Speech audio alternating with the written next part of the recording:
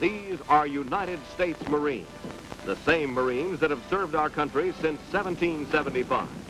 This is a story of a year in their lives.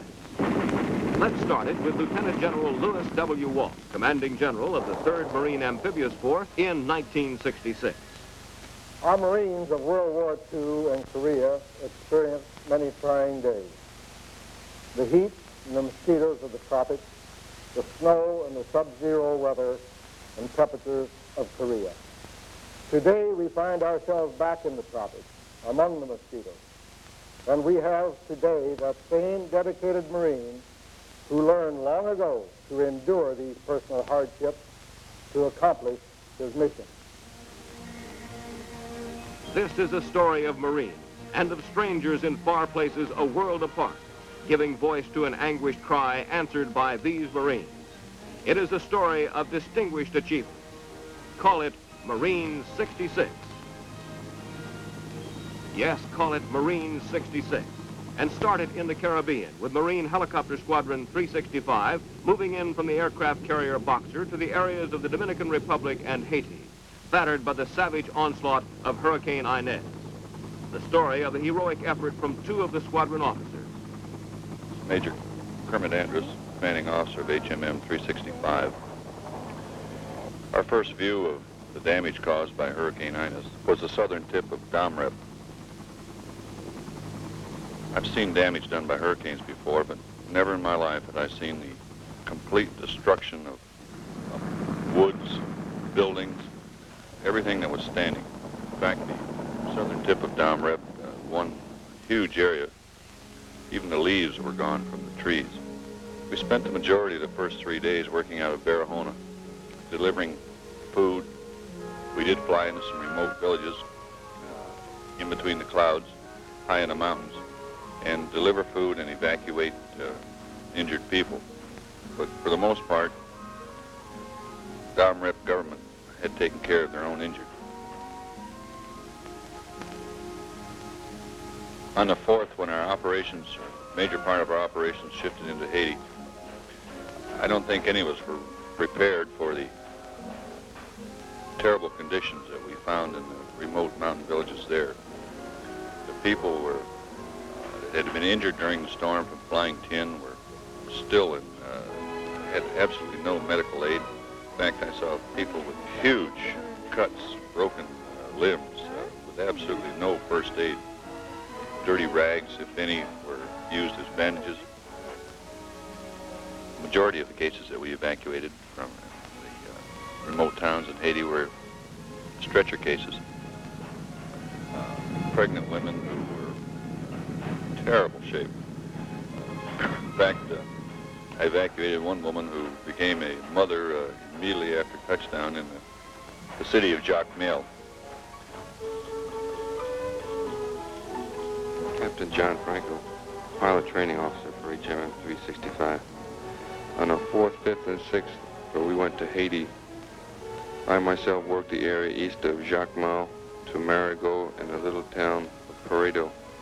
Destruction there was almost total. Ignorance of even the simplest first aid processes hampered our efforts.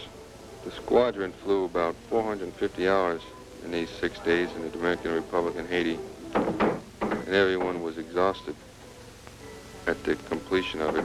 But I believe one remark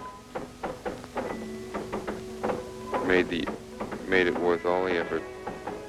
The lady from the Dominican Republic told us, "We used to say and mean, Yankee, go home. Now we can say and mean, welcome, Yankee." Welcome, Yankee. The Marines in Vietnam hear much the same words day after day in village after village, where the diplomats in dungarees let civic action demonstrate conclusively that Americans care.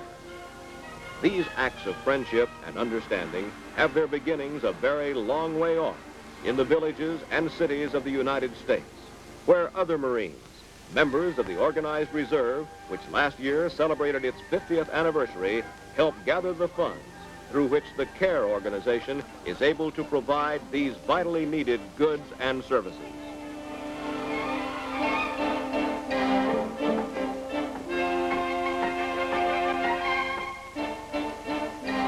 '66 was a year of new beginnings.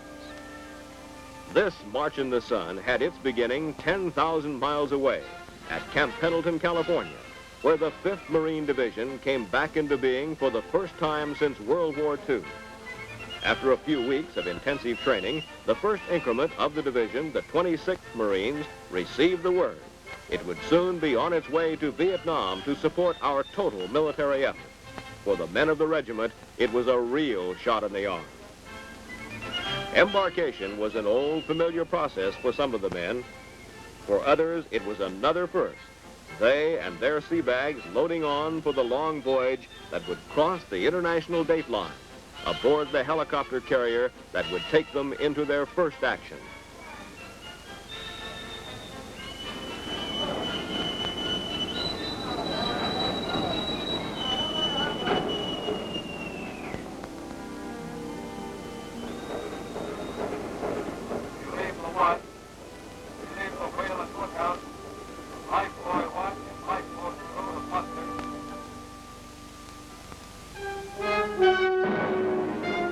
Finally, Vietnam and the choppers that had ridden with them on the Iwo Jima put the 26th Marines ashore as a special landing force, a new concept in Marine operations that was to prove dramatically effective.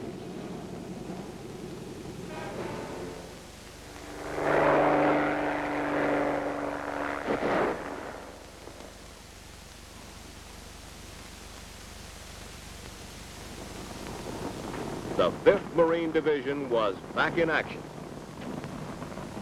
Major contact came in a pre-dawn attack by a battalion of regular North Vietnamese troops against a well-prepared Marine position.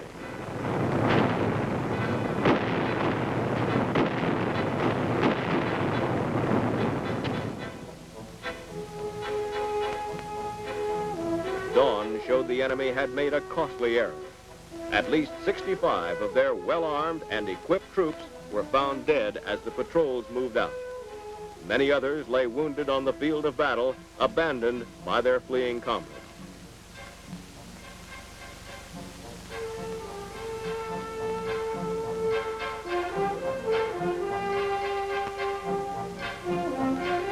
Our Navy corpsmen gave them aid. The men of the 5th Marine Division had acquitted themselves with valor and distinction.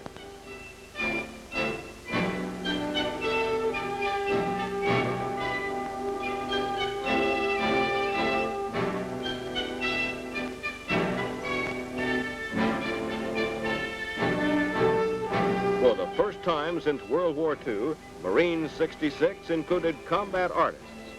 One of the first to pack his paintbrushes and pistol, Marine Reserve Captain John Dyer of Boston. I think this country over here is a beautiful country. It's an inspiration to anyone with any sort of an artistic eye. My one feeling is that I'd like to come back to this country someday when I don't have to wear a 45 on my hip. Kids out there are all gathered around here, and they're all trying to see what I'm doing, and they're really not upsetting my work at all. As a matter of fact, I get quite a kick out of the way that they seem so interested in it. Usually, the kids try to pose when you try to take a picture of them, you know. Have you ever seen the way that the women will shy away from a picture, and the men and the younger children seem to just put themselves out and pose? You can never... It's a hard thing to get them in a natural position, because the minute they see the camera, they sort of freeze up.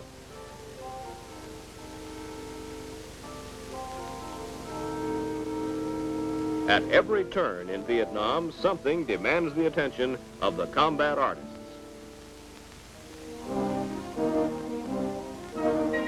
But even more dramatic and more demanding, the terrible personal plight of the people of this war-torn country. The Hoa Can Children's Hospital is just one example of the vast civic action effort through which thousands of Americans, military and civilian, are striving to help the people of another nation achieve security and independence. The story of Hoa Can is best told by the doctor who directs it, Lieutenant Commander John A. Cornapaka. Last November, 1965, 1st Battalion 3rd Marines came into this area. your walk-on. They immediately started on a MedCap program, a medical civil affairs program, where the doctor, foreman, would go out daily to the various refugee villages, schools, and orphanages to have and hold sick call for the children and also the older people out there. This was very successful and even got up to the point where they were treating 12 to 14,000 a month. However, there was one problem in that when medications were given to these children, we never knew whether they were given the medications by their parents or whether they were given proper treatment as we had prescribed and explained to their parents. Therefore, the two doctors who were here at the time, Dr. Wilkerson and Dr. Shahady, decided to try and build their own small pediatric clinic in order to better care for these children. Last December, with the help of 7th Engineers, one small section with a tent was built which contained 11 beds. The children were soon admitted to the hospital. The first one was admitted on December 26th. With proper care, medications, and good food, the children who were coming in very ill, almost near death, were being returned home in a very healthy and happy state. The parents soon realized what we were here for, and they began bringing more and more children to our gate and to our hospital. So, in '66, we are winning the civic action. And in every sector, our forces piled up a commanding record in the military action.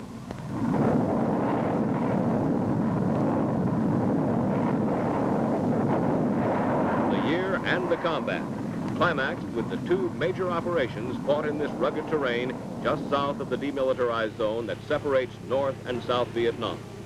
Operations Hastings and Prairie. Their smashing success demolished the enemy plan to move troops into South Vietnam through the DMZ.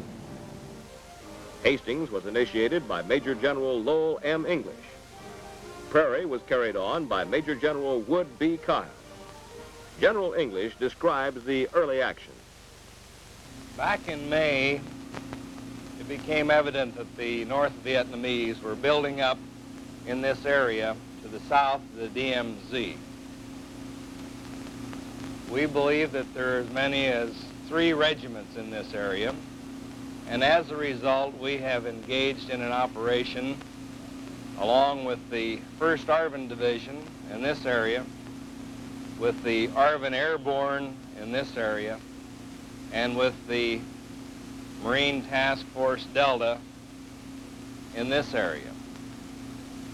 On the 15th of this month, we started Operations Hastings by inserting 2 battalions in this general area. We had reason to believe that there was a division command post in this area, and our purpose was to find it and to destroy it. Just how well the Marines reacted as Operation Hastings developed is described by the briefing officer, Major Donald Fulton. During the period 1-15 July, 18 reconnaissance teams were inserted into the area. 17 of these teams made contact with North Vietnamese forces. This reconnaissance effort established that a large number of well-disciplined, well-equipped, well-trained North Vietnamese units were in the area and had developed a major trail network as an infiltration route.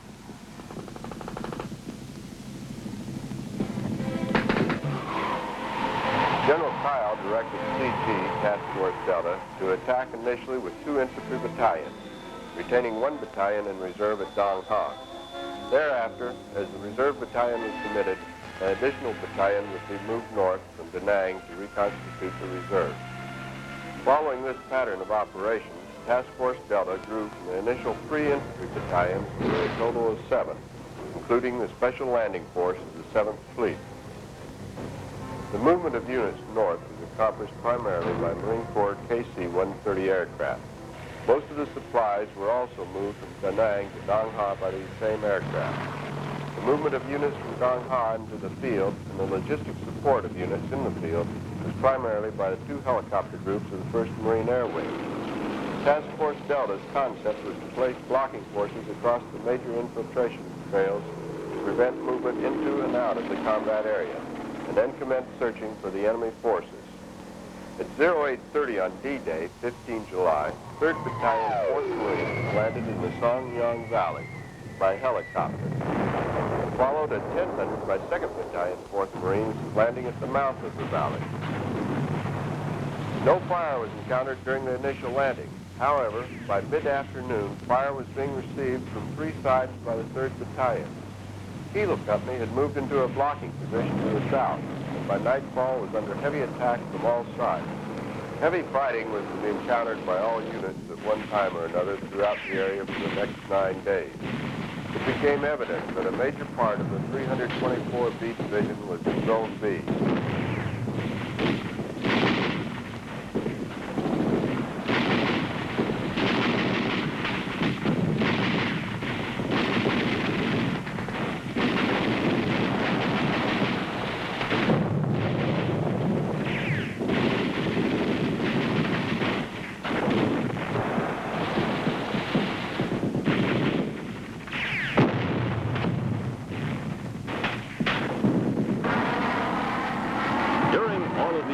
Operations Hastings and Prairie, Marine combat photographers and Marine combat reporters were in the thick of the fight.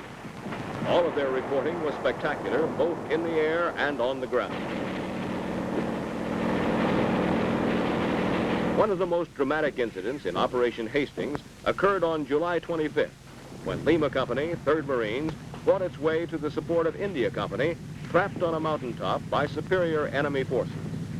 The action was photographed by Gunnery Sergeant J.J. Kozakowski and Lance Corporal N.B. Paul. Gunnery Sergeant Carl Hilstrom was there with his tape recorder, but his own voice was often drowned out by the fury of the fight.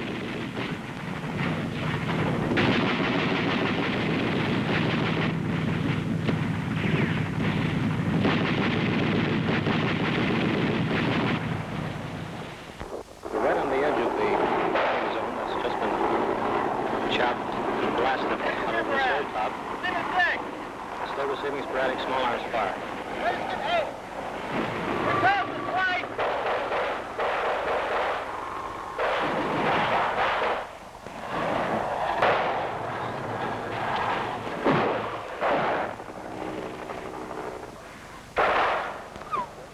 That was close. We're still continuing to clear the landing zone so that larger helicopters might come in. Let's go, engineer!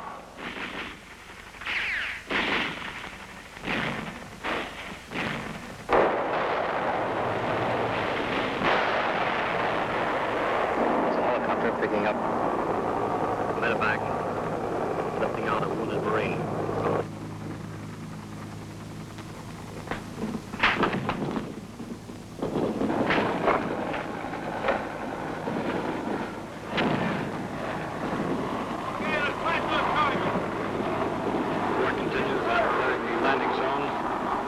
Engineers are flat charges blast the remaining trees that are required to be cleared before the landing zone is adequate for our helicopters to land. Momentarily.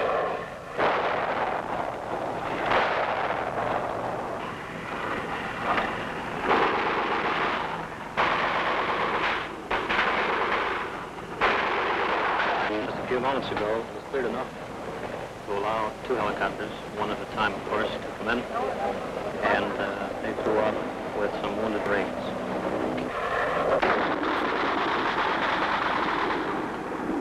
Marine Huey helicopters coming in again. This time they're on our right side. We're on a hilltop here, surrounded by drop-offs all around. At 1200 on 3 August, Operation Hastings was terminated and Operation Prairie commenced. There was a different name for the new phase of the battle to control the real estate south of the demilitarized zone, but for the Marines, the same all-out action continued. They took casualties, but they demonstrated positively that they were more than a match for the enemy. By 13 August, it had become evident that the enemy was again moving forces into the area. The 4th Marines established a forward CP at Dong Ha, and additional forces were committed to the area. Operation Prairie was launched as a reconnaissance and force operation. While in Hastings, it was not unusual for elements of 4 or 5 battalions to be heavily engaged at one time. On only a few occasions have more than one battalion been engaged in heavy contact at the same time during Prairie. However, some of the most violent fighting of the war has taken place during this operation. Most of the heavy contact has occurred in the rock pile and Tontin areas. On numerous occasions, both gun and flame tanks have been utilized, as well as 106 millimeter recoilless rifles, naval gunfire, and flamethrowers, in addition to the other normal supporting arms. No matter what the supporting arms, the basic element in our success was the individual fighting man, with his calm confidence, his understanding of our mission in Vietnam, and his ability to adapt to the fast-moving circumstances of combat. Staff Sergeant Ken Sanders caught this on his tape recorder as acting platoon leader Staff Sergeant Jimmy Little briefed him on a company-sized patrol mission led by Captain Robert Larson. Here's Sergeant Little. To start with, we moved down in column, platoon in column, down across the river to Highway 9. Once we reach Highway 9, we will make a left, go down 9 about 700 meters to a trail that cuts up in a canopy where the 3rd Platoon had made contact yesterday. From there, we will use this trail, working out the trail on around, hoping to come back up on the top of the ridge line at about 1,500 meters from here. From here, we'll conduct a sweep through the area where the heaviest contact was made yesterday to clear out any possible VC that are in there, and to search for bodies and weapons. From there, we'll work on down the ridge line, reach Highway 9 to our right, and then come back into the base camp. We have begun movement down the trail. We encountered the Viet Cong on a few minutes ago. There is a good possibility that the North Vietnamese communists have set an ambush for us. We'll find out if there's an ambush in that area, perhaps very soon.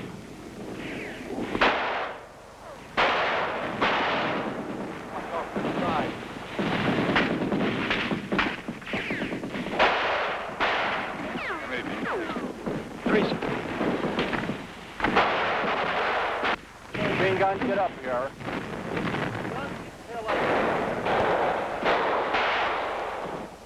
This is 2, over. This is 2, we spotted 3 VC. They fired, we returned fire. They dropped in a couple M79s and advanced down the trail by fire. However, now we came into another complex of closed. We're checking them out right now, over. Their individual actions led to final conclusive success. General Kyle summarized its importance. Timely, effective action by U.S. and Republic of Vietnam units delivered a crushing defeat to the enemy and shattered his hopes for a quick and impressive victory. Hastings and its successor Prairie stand as notable achievements in our battle against communist aggression from North Vietnam. Notable achievements and uncommon valor. Uncommon valor in support of a just and worthy cause, which the President of the United States defined when he presented the Medal of Honor to Sergeant Robert E. O'Malley. I can think of only one gift sufficient to honor men like this. We can assure this man, and we can assure every man who wears our uniform, that their cause is a good cause, that the principles they stand for are sound principles, that the battle they are fighting deserves their bravery. To back a commitment honorably given, that is a good cause.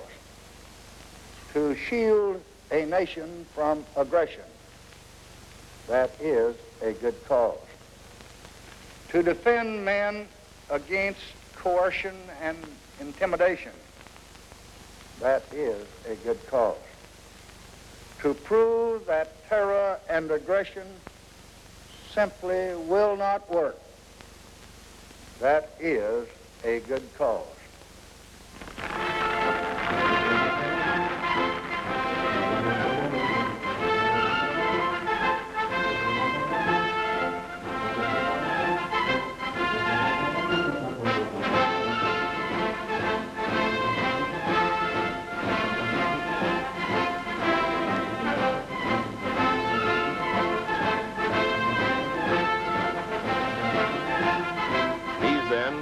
Marines 66, the same gallant, dedicated men serving their country as they have since 1775 and will until the end of time.